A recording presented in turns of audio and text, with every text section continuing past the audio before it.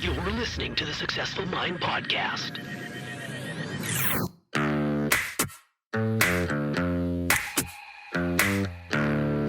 Successful people learn how to make their minds work for them. I'm David Nagel, and this is the Successful Mind Podcast.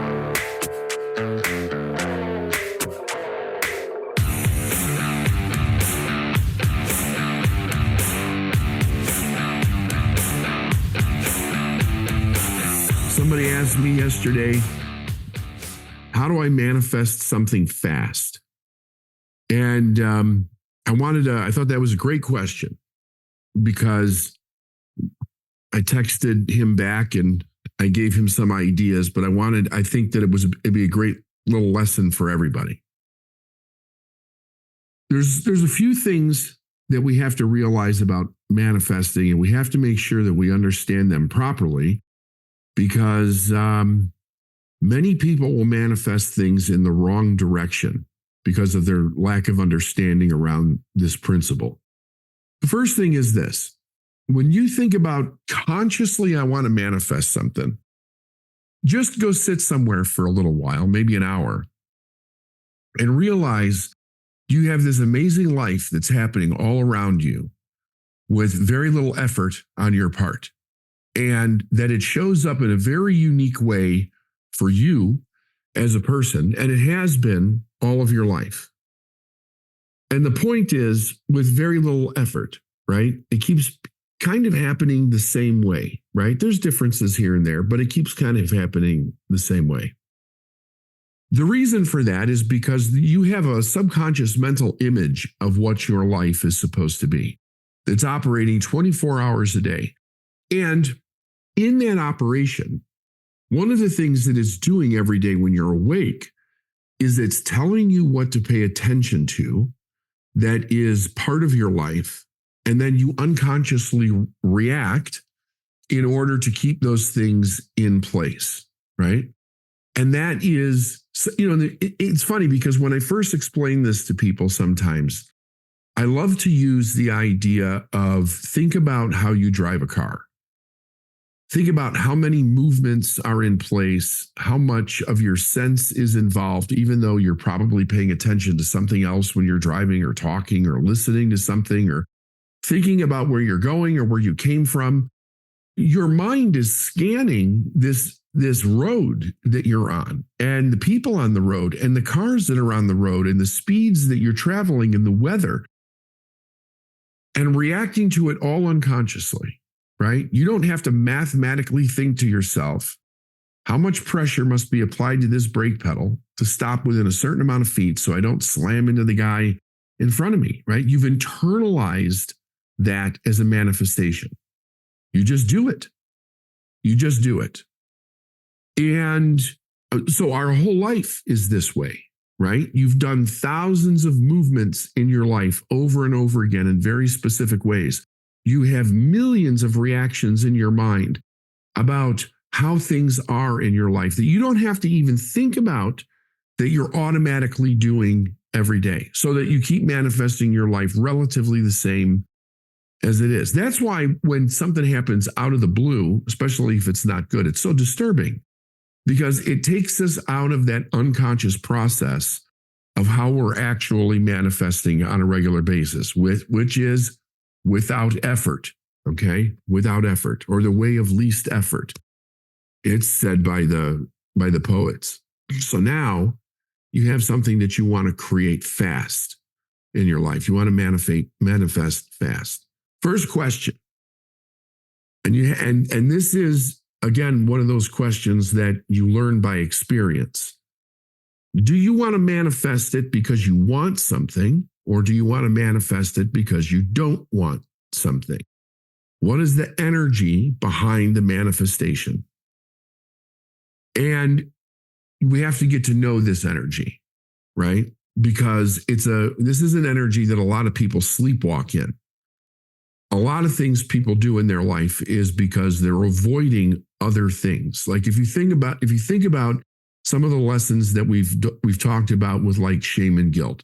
Shame and guilt is an extraordinarily powerful energy that people use to keep certain things from being exposed or found out or having to be dealt with in a person's life. And we keep it all compartmentalized in this little container in our mind. But it takes a tremendous amount of energy to do that. And at the same time, we keep manifesting things that cause us to have shame and to have guilt. It becomes part of the process, but we don't know it. It's not linked together in our consciousness and our unconsciousness. The first time that I ever sat down and did this exercise was shortly after I had started my business. I oversold one of my very first events. I didn't have enough product to fulfill the event. Back in those days, we had workbooks and cassette tapes and a clamshell, and everybody got one. And, without that, they didn't have the materials to go through the 3 days. And I ran out of money. And I needed $20,000. And I needed to have these things in a week to be able to put the event on, or I had to refund people the money. And I didn't want to refund anybody because I needed the money to continue to move forward. And the products needed to be shipped to me by a truck. Anyway, it was kind of a complicated situation. But the first problem was I didn't have the 20,000. And at first I'm thinking to myself, I don't even know anybody that's got 20,000. But I had a friend, and he came over one morning around 9:00. We sat there and had a cup of coffee and talked about the situation. We said, let's do this exercise. Let's write down every place that our mind can think of that we're going to get this 20,000. Every person, every idea, it doesn't matter how crazy it is, we're going to put it down on a whiteboard. And we sat there for, I don't know, hour and a half, 90 minutes, something like that. And just wrote down all these names, everything. There was no evaluating whether it was a good idea or a bad idea. Just write it down, okay? And we wrote it down. And then we looked at it and we said, okay, what is jumping off of that board at us intuitively, And there were a couple things, and he said to me, he mentioned this guy's name, and he said, I really think that's where the 20,000 is. I said, but I don't even really know this guy. I've only met him casually a few times. He said, yeah, but he really believes in what you're doing. He really believes in what you're doing. He said, I think that he would loan you the 20,000. So he called him. Then handed the phone to me. I got on the phone with him. I told him what we were doing and what we needed. And he said, can I come over tonight with my wife? And I said, yeah, absolutely. So he came over, and by 11:00, we had a check for $20,000 by 11:00 that evening. But everything in me at that time was I had such tremendous energy about the movement forward of what it was that I was doing.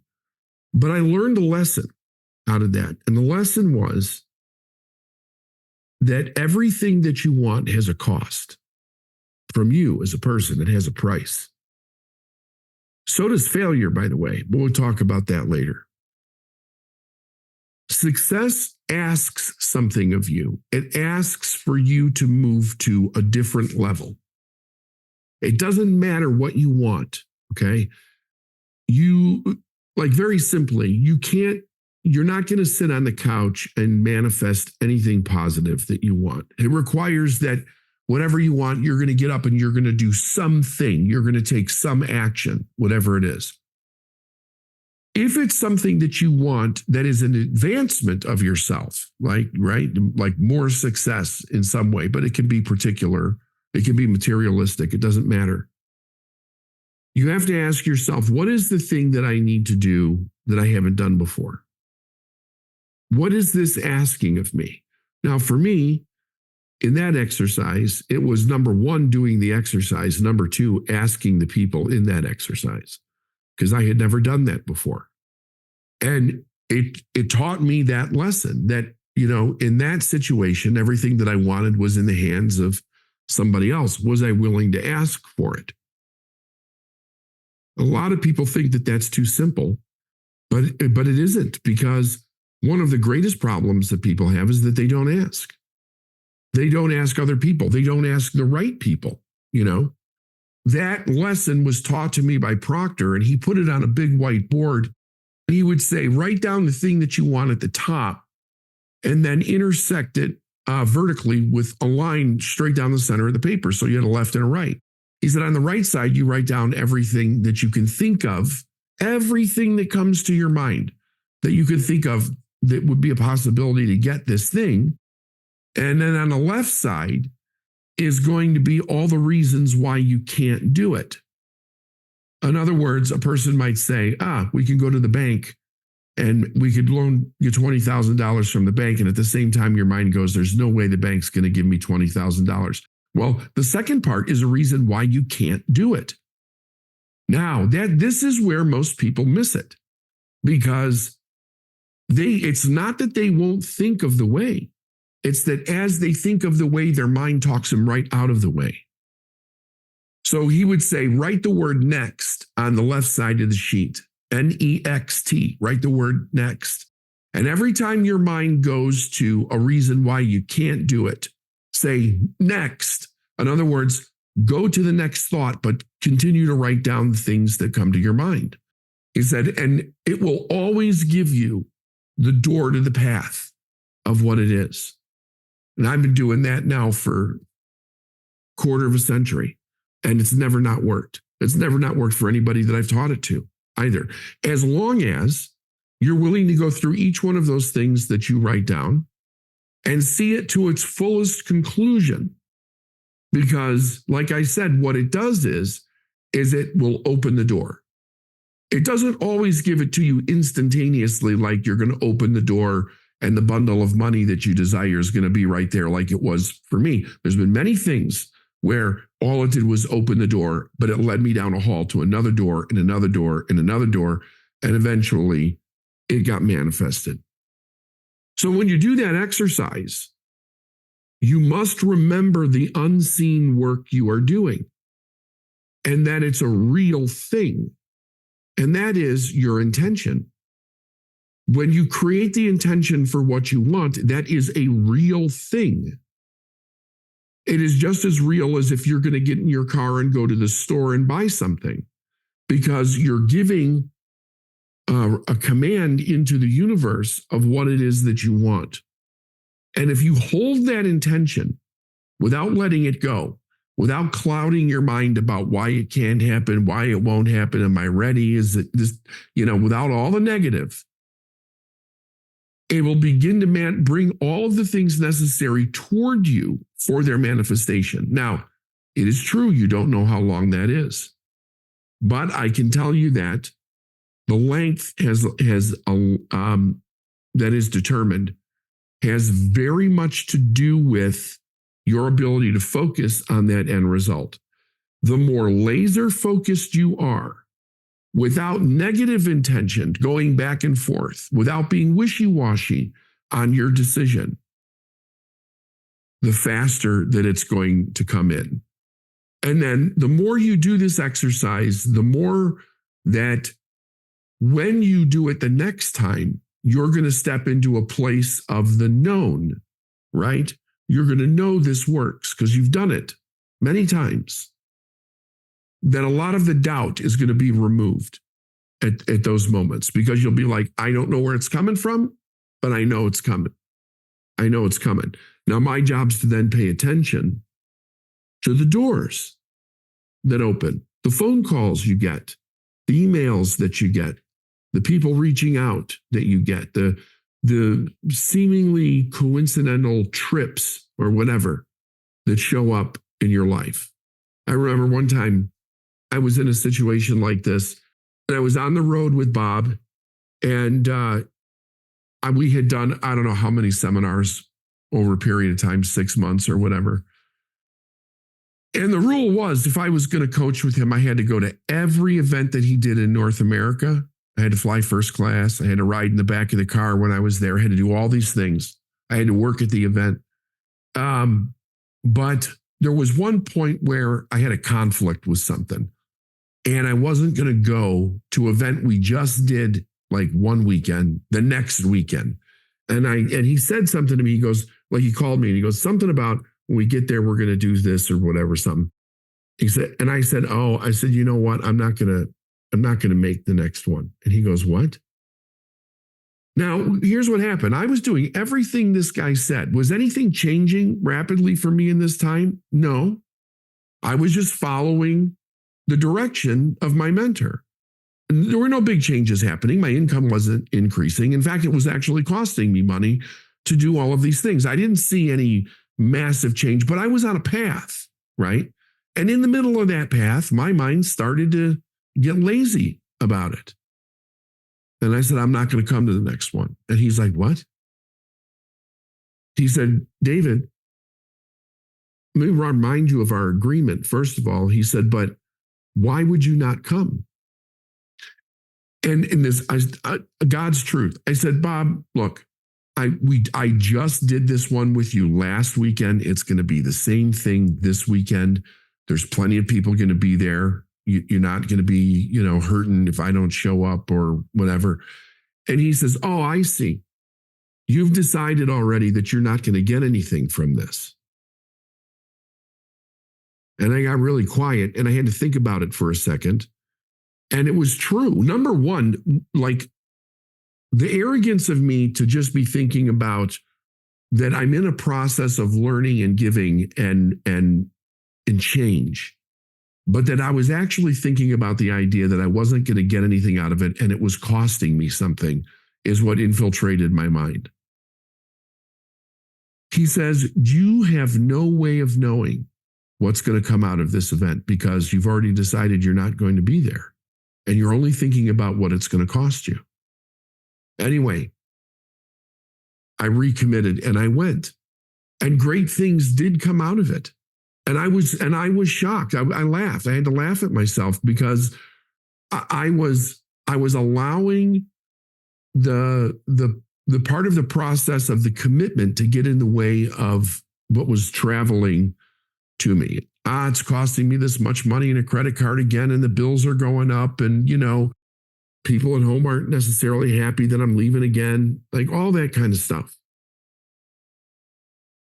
That's what we have to watch out for when we manifest, because we don't know how long it's going to take, and we don't know the road that's going to have to be traveled. You're going to have to be very astute about what you say yes and what you say no to, because you cannot predetermine what door the universe is going to walk in the thing that you desire. It very often comes from a place that we're not aware of at the time. A chance meeting, an opportunity, right? A random ask by somebody else, and then fortuitously you meet somebody and it's like, whoa, where did this come from? That's how it works. That's how it works. The first part of it, though, is that you already have the key to open the door. You must open it, and then you must start walking down that hallway, and you must stay in the hallway until you come across the next door. That's how life is. That's how life is.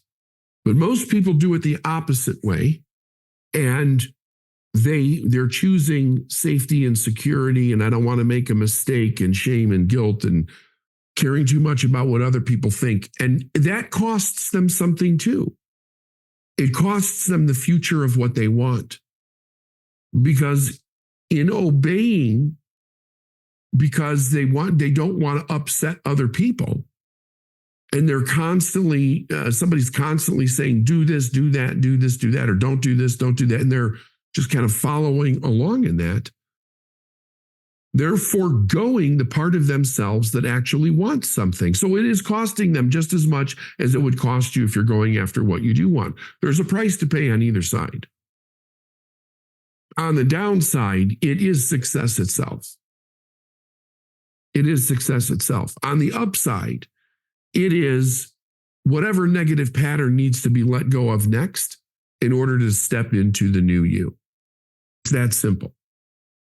It's that simple. And you can't bargain with it. Nope, you can't. You can't. And you must be aware if you're falling into that space, right?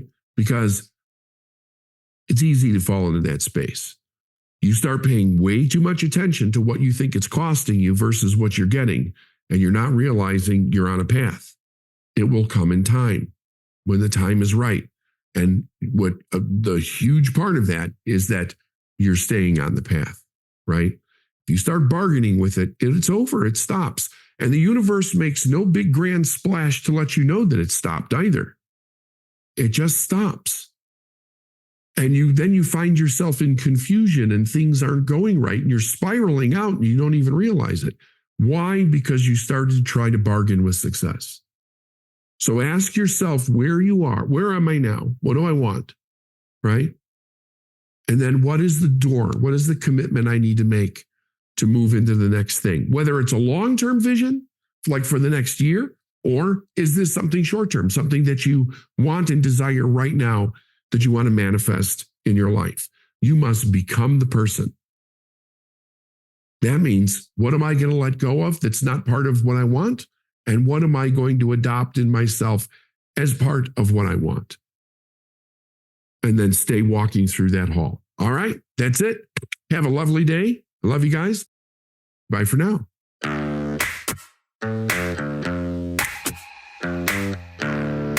Thanks for listening to the Successful Mind Podcast. If you like what you heard and you want to learn more, go to lifeisnowinc.com. I'll see you next week.